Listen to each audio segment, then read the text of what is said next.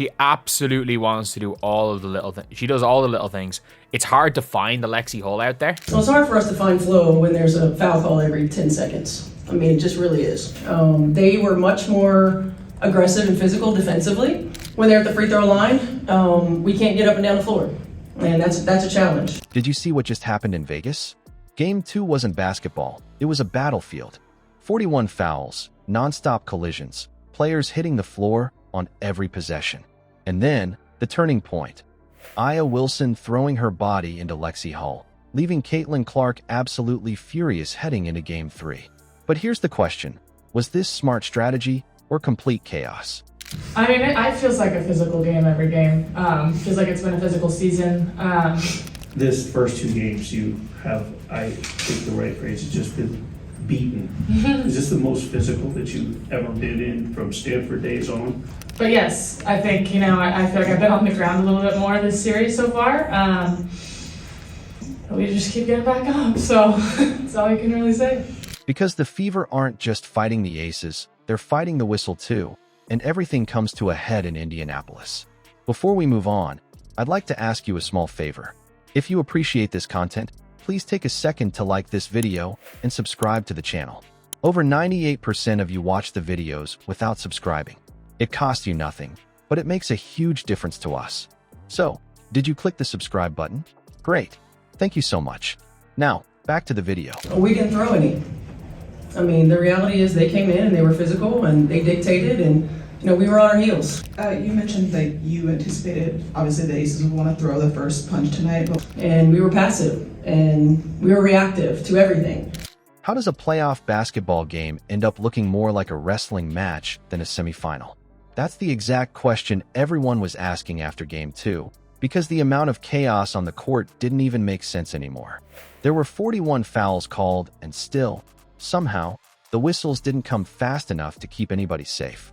The game was chopped into constant stoppages, bodies hitting the hardwood, players trying to find rhythm in between collisions. It wasn't basketball flowing up and down the floor. It felt like everyone was bracing for impact on every possession. And if you were watching closely, you could see the fatigue wasn't from running. It was from crashing and falling and getting back up again. Lexi Hull ended up being right in the middle of that storm. She came into the game dealing with back issues already, which made it painful every time she got knocked around. Instead of protecting her, that seemed to make her a target. She kept getting bumped, shoved, and straight up flattened on screens. It wasn't one bad play or one accident. It was possession after possession, to the point that some fans started comparing it to wrestling because people were literally hitting the floor harder than they had all series.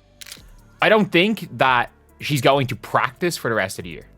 Like, I genuinely do not think a fair thing to do, because I think people are kind of worried about Lexi Hull, but back injuries are one of those weird things. The referees let it play, which only encouraged more contact, and that's when things started boiling over. The Las Vegas Aces came out with a plan, and it wasn't subtle. They turned the physicality all the way up, using their strength to slow down Indiana's guards and wings. You could see forearms extended into ribs, shoulders used to clear space cutting through the lane, hips knocking players off balance. Every time Indiana tried to push the pace, Vegas muscled them into half-court battles instead. That aggressive pressure wrecked the Fever's rhythm. See, obviously you were a late add to the injury report today. Just how are you feeling this morning with your back, and what do you have to do to be able to play? I mean, the physicality won. She's like a little pinball. I know that the museum's right down the street, so sometimes I feel like she's getting pinged around everywhere. I mean, I'm feeling sore still, but I think just a lot of treatment, trying to get, our bodies as ready as we can be. Because they couldn't get comfortable spacing or clean passing lanes, and suddenly possessions turned into scrambles rather than set plays. This wasn't just defense, it was full-body combat. At the center of it all was Aya Wilson. Her stat line will always get attention, but the Real story was how she controlled the paint with strength and power. She wasn't just blocking shots or grabbing rebounds. She was throwing her weight into Indiana's younger wings every trip.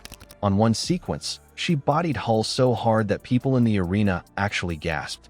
Lexi went straight down, flat on her back, and for a second it looked like she wouldn't get up. She did, but the message from Wilson was clear. If you want to shoot, you're going to pay for it physically. Now imagine you're Caitlin Clark watching all of this unfold. Lexi Hull is kind of all intangibles. And she is a defensive playmaker. She's not a defensive stopper. She's a defensive playmaker. Part of playoffs, I think, for everyone is end of the season. Everyone's a little fatigued. Everyone's a little sore.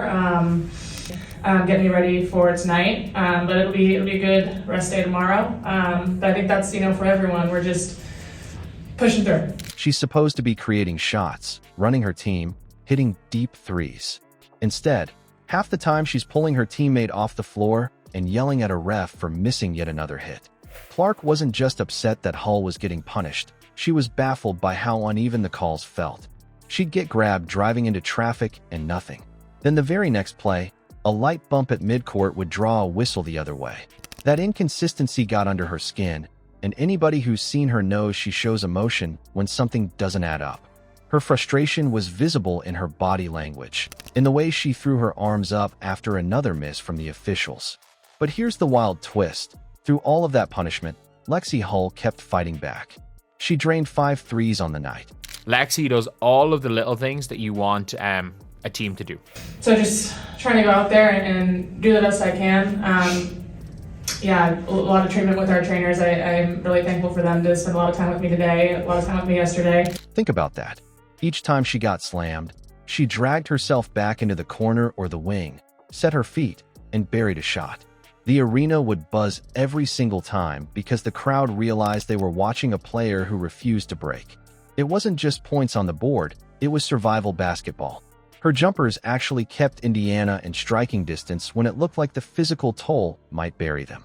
That's why by the end of the game, it didn't feel like a contest of finesse or skill anymore. It felt like a survival test. Who could endure the bruises? Who could give a hit and still stand tall after taking one? Indiana walked off the floor furious, and Caitlin Clark's glare said it all.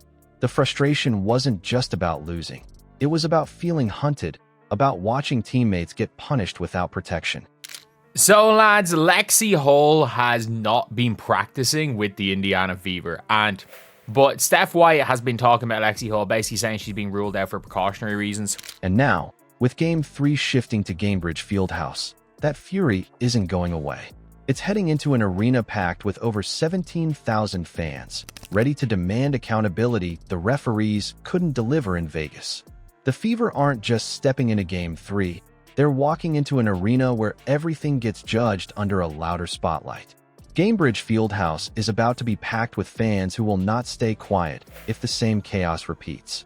The question is, will that energy push the refs to call it cleaner, or will the Aces keep turning this series into a wrestling match?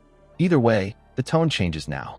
This isn't just about who scores more points. It's about who takes the hits, who rises anyway, and who walks out still standing. Let's go, Fever!